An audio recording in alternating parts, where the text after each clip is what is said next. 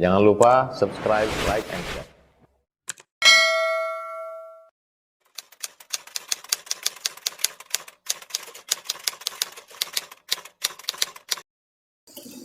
Dan malam ini kita memasuki yang ketiga, yakni hukum akal. Hukum syar'i sudah kita bahas. Kemudian yang kemarin hukum adat. Ya, hukum adat juga sudah kita bahas. Nah, sekarang wal hukmul aqli, yaitu hukum akal. Hukum akal ini juga diperlukan untuk memahami ilmu tauhid. Karena di dalam Al-Qur'an banyak juga Allah memanggil kita orang-orang yang menggunakan akal. Ya, afala ta'qilun? Kenapa kalian tidak menggunakan akal? Afala tatafakkarun? Kenapa kalian tidak berpikir? Nah, jadi akal, pikiran diharuskan oleh Allah Subhanahu wa taala untuk merenung kebesaran adanya Allah, dan sekaligus untuk membuktikan adanya Allah Subhanahu wa taala. Nah, yang ketiga, wal hukmul aqli huwa itsbatu amrin aw nafyuhu. Yaitu menetapkan suatu pekerjaan atau menafikan. Ya, menetapkan atau menafikan. Menetapkan adanya sesuatu atau menafikan, meniadakan sesuatu. Ya, dua kemungkinan ini. Jadi akal dia bisa menetapkan ada atau tidaknya sesuatu itu min ghairi tawaqqufin, dengan tanpa berulang-ulang. Seulangi, min ghairi tawaqqufin ala takarrur, tidak harus berulang-ulang. Berbeda dengan hukum adat. Hukum adat yang kemarin makan kenyang, berulang-ulang. Makan lagi, kenyang lagi, maka dihukumkan hukum adat makan mengenyangkan. Ya, kan begitu. Api membakar, kedua kali membakar lagi, tiga kali membakar lagi, dia perlu berulang-ulang. Maka ditetapkan hukum adat kebiasaan sehari-hari, api itu membakar. Hukum akal tak perlu berulang-ulang. Sekali saja langsung bisa menetapkan ada dan tiadanya. Nah, kemudian tambah lagi, wala wad'i wadi', dan dia tidak perlu wada', tidak perlu hantaran sebagaimana hukum syar'i yang kemarin. Hukum akal tak perlu pakai syarat, tak perlu pakai sebab, tak bisa dikatakan sah dan batal, tak berlaku bagi hukum akal. Itu berlaku bagi hukum syar'i yang kemarin. Nah, kita ambil contoh ini ya. Ambil contoh dulu biar kita mudah paham. Nah, hukum akal itsbatu amrin aw nafyuhu, menetapkan satu pekerjaan atau meniadakan. Contoh, ini Pak Ahmad di samping kanan saya ini. Ada atau tidak? Ada atau tidak? Nah, ada kan? Akal langsung bisa menetapkan adanya Pak Ahmad ini. Yang bilang Pak Ahmad tak ada, tak berakal berarti. Nah, ini hukum akal lagi itu. Nah, jadi akal saya menetapkan adanya Pak Ahmad ini min ghairi tawaqqufin ala takarrur, dan tak perlu ulang-ulang. Pak Ahmad tidak harus 3 kali duduk di sini baru ditetapkan, tak perlu. Begitu sekali lihat ada beliau, akal saya menetapkan ada Pak Ahmad. Tak harus berulang-ulang. Gitu ya. Nah, kemudian lagi wala wad'i wadi', dia tak perlu syarat, tak perlu sebab, tak boleh katakan sah, tak boleh katakan batal, tak masuk hukum akal itu. Oh, Pak Ahmad di sini, apa syaratnya beliau ada di sini? Tak perlu pakai syarat. Akal tak mau itu dia. Sah atau tidak Pak Ahmad di sini nih? Akal tak perlu bilang sah atau batal. Udah ada, ditetapkan Pak Ahmad ni ada. Paham? Nah, itu hukum akal begitu. Maka akal ni mahal. Ilmu pengetahuan pun sumbernya dari sini. Kaji eksperimen, dapat ilmu. Dia berulang-ulang. Itu hukum, hukum adat. Tapi kalau akal tak ulang-ulang. Baik. Wa yanhasiru fi thalathatil aqsamin. Nah, maka disimpulkan hukum akal itu ada 3 bagian, ya. 3 bagian. Yang pertama, al-wujub, wajib pada akal, wal istihalah, mustahil bagi akal. Yang ketiga, wal jawaz atau jaiz pada akal. Yang pertama, wajib pada akal. Yang kedua, mustahil bagi akal. Yang ketiga, jaiz bagi akal. Apa perbedaannya? Wajib bagi akal itu akal tidak bisa menerima tiadanya. Mustahil bagi akal, akal tidak bisa menerima adanya. Dan yang jaiz itu apa maknanya? Akal bisa menerima dan juga akal bisa juga tidak menerima. Itu jaiz namanya. Boleh ada, boleh tidak. Maka yang pertama kita bahas nih. Nah, yang wajib dulu. Ya, yang wajib bagi akal. Apa kaidahnya? Fal wajibu ma la tasawwaru fil aqli adam. Wajib adalah apa yang tidak bisa tergambar pada akal tiadanya. Atau bahasa mudahnya begini. Apa yang akal tidak bisa menerima tiadanya. Ingat bahasa tauhid begitu. Akal tidak bisa menerima tiadanya. Itu dinamakan wajib bagi akal. Akal saya tidak bisa menerima tidak adanya Pak Ahmad ini. Itu bahasa tauhid begitu. Ya. Akal tidak bisa menerima tiadanya. Akal saya tidak bisa menerima kalau meja ini tidak ada. Itu bahasa saja tuh. Sebenarnya bahasa paling gampang tuh akal wajib menerima adanya meja itu kan begitu. Bahasa gampangnya begitu. Tapi nanti bahasa mustahilnya kebalikan. Nah, jadi akal tidak bisa menerima tidak adanya masjid ini. Kalau orang mengatakan masjid ini tidak ada, bisa terima kan? Akal tidak bisa menerima tiadanya masjid ini. Akal saya tidak bisa menerima tidak adanya Pak Ahmad ini. Dapat gambar itu? Wajib bagi akal ini pun dibagi menjadi 2. Satu daruri, satu nazari. Nanti ada contoh biar lebih jelas lagi. Ya, ada daruri, ada nazari. Apa maksud daruri? Ya, kita lihat di sini. Ma la yahtajul aqlu fi idrakihi ila ta'ammul wala nazar. Sesuatu yang tidak membutuhkan akal, maksudnya tidak perlu pada pikiran, sifatnya spontanitas. Begitu akal mencerna, langsung mengambil keputusan. Ya, tak perlu direnung-renungkan lagi. Seperti orang menyatakan adanya alam ini.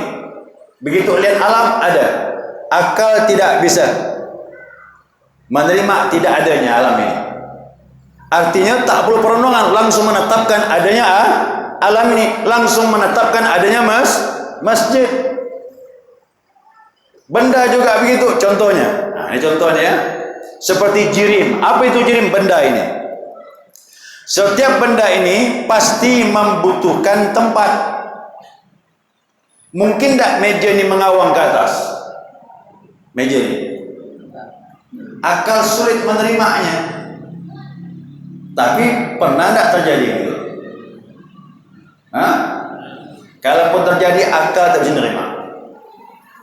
Makanya akalnya yang logis-logis saja udah. Setiap meja ini pasti memerlukan tempat. Batu, apa lagi? Pohon. Ada tak pohon tumbuh di atas? Tidak ada kan? Pasti di atas tak? Yang seperti ini akal sudah mencernakan, tidak usah kau pikirkan lagi. Oh, ada pohon. Di mana? Di atas tanah. Selesai. Jangan dipikirkan. Sakit nanti. Kan tak boleh dipikirkan tuh. Nah, meja di atas nih, lantai. Oh, udah ada. Dosa dipikirkan. Terima saja seperti itu. Yang seperti ini tidak termasuk yang kita kaji. Cukup kita pandang ada. Akal menetapkan itu. Yang perlu nazari, perenungan, ini yang Allah minta. Gunakan akalmu, renungkan dengan akalmu tentang kebesaran Allah Subhanahu wa taala. Contohnya apa? Qidam bagi Allah. Ini nazar. Renungkan ni akal kita ini. Nazar, perenungan. Allah tu qidam. Apa itu qidam? Wujud Allah tidak ada awal. Benarkah wujud Allah tidak ada awal? Akal bermain, kita renungkan. Ayo kita renungkan sama-sama. Mungkinkah Allah tidak qidam?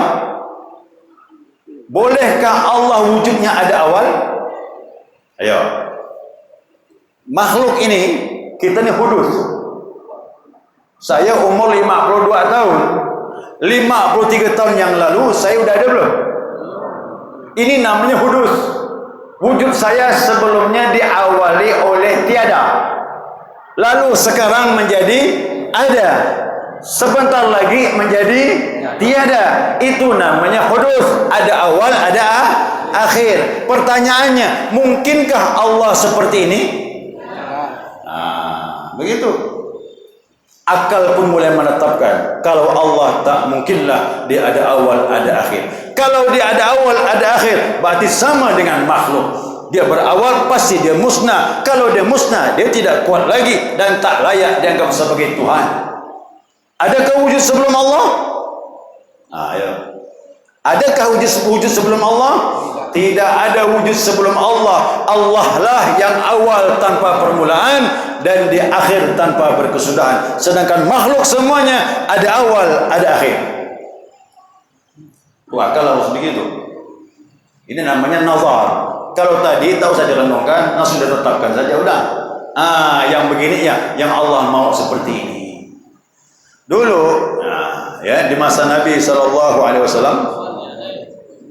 sahabat ini jangan dianggap semuanya langsung paham tauhid. Banyak juga sahabat yang tak paham tauhid. Waktu Nabi lagi duduk datang, ya Rasulullah, man khalaqas samawati wal ard?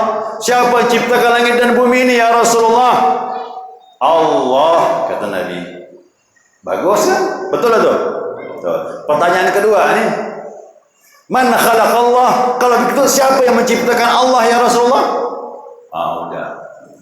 Itu agak berat sudah. Dia tanya siapa yang menciptakan Allah pula.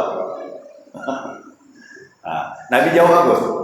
Nabi tak menguraikan sebagaimana saya uraikan ini. Nabi cuma berkata, qul amantu billah. Katakan aku beriman kepada Allah. Langsung hatinya mantap dibimbing Nabi Muhammad SAW. Kalau sekarang tak cukup begitu. Dia harus bisa jawab dengan alasan akal. Zaman Nabi itu kalau Nabi ngomong langsung mantap hatinya. Apa diucapkan Nabi? Sami'na wa ata'na. Itu sahabat begitu. Kira-kira akal tak mampu, Nabi bilang, qul amantu billah. Katakan aku beriman kepada Allah. Langsung mereka ucapkan, langsung mantap hatinya, tak goyah lagi dia. Tapi sekarang kita kaji, tak cukup dengan begitu. Ya, tak cukup dengan begitu. Jadi mungkinkah ada makhluk sebelum Allah?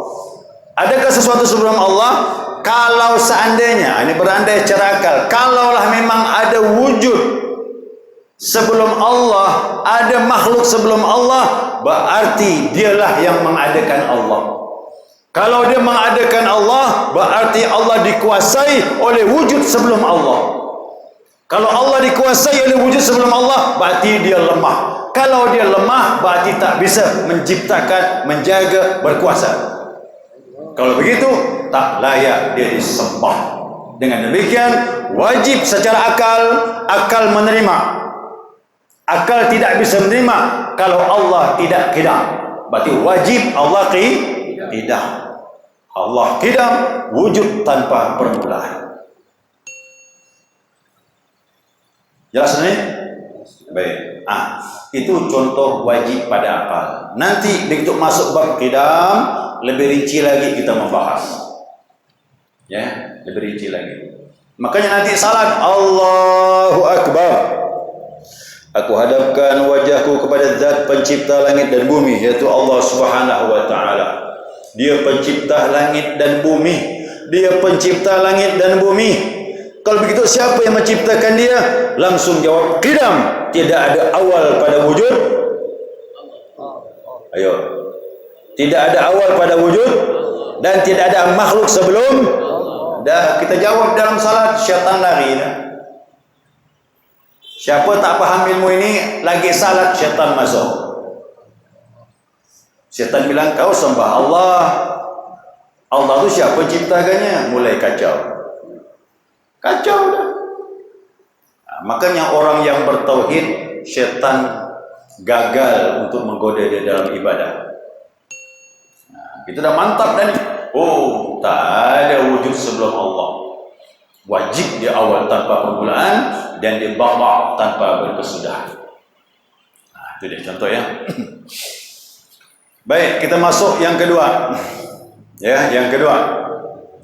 Wal mustahil. Nah, sekarang masuk yang mustahil. Ma yatasawwaru fil aqli wujuduh. Ya, mustahil adalah apa yang tak tergambar pada akal adanya. Atau bahasa yang mudahnya, apa yang tidak bisa diterima oleh akal adanya. Adanya sesuatu itu akal tidak bisa menerima. Contohnya apa? Nah, ya ini jirim yang tidak memerlukan tempat tadi. Benda kalau tak memerlukan tempat, yang begitu akal tak bisa terima. Yang seperti ini, yang tadi kebalikannya, tak perlu dibahas. Ya, setiap tempat pasti memerlukan tempat. Setiap benda memerlukan tempat. Nah, sekarang yang kita perlukan yang ini, nazar. Yang mana nazar? Ya, ini adanya sekutu bagi Allah. Akal tidak bisa menerima adanya sekutu bagi Allah. Sekutu itu apa? Ada Tuhan selain Allah. Sekarang tanya, mungkinkah ada Tuhan selain Allah? Jangan jawab tidak dulu. Tapi kuatkan akal dengan alasan. Adakah Tuhan selain Allah? Jawab tidak. La ilaha illallah. Bagaimana kalau ada sekutu bagi Allah? Ayo. Kalau seandainya ada Tuhan selain Allah, di samping Allah, bersama Allah, berkuasa sebagaimana Allah, mungkinkah alam ini berjalan? Mungkin tak? Nah, sekarang kita pakai akal. Beri contoh gampang. Ada presiden, 2-3 presiden dalam satu negara. Bisa jalan tak pemerintahannya? Bisa tak jalan pemerintahannya? Sekarang satu yang kacau. Apalagi 3? Nah, satu yang ada kacau balau macam ini. Perlu bantuan menteri apa semua. Sendirian tak mampu. Apalagi 3 pemimpin, 3 presiden, 2 presiden, hancur negara. Ormas, ada 2 ketuanya, hancur ormas itu. Dan tidak boleh ada 2 pemimpin, pasti kacau dia. Wajib satu. Makanya alam juga begitu. Kalau alam yang rumit seperti ini, ada 2 Tuhan, 3 Tuhan, hancurlah alam ini. Macam mana mau berjalan? Masing-masing Tuhan bawa ciptaannya. Tuhan langit lain ngatur, Tuhan bumi lain ngatur, yang ngatur bulan lain, yang ngatur matahari lain. Habis kacau lah, tak berjalan, tak indah seperti ini. Makanya wajib 2 ke 1? Wajib satu Tuhan. Dengan begitu aturannya begitu indah seperti ini.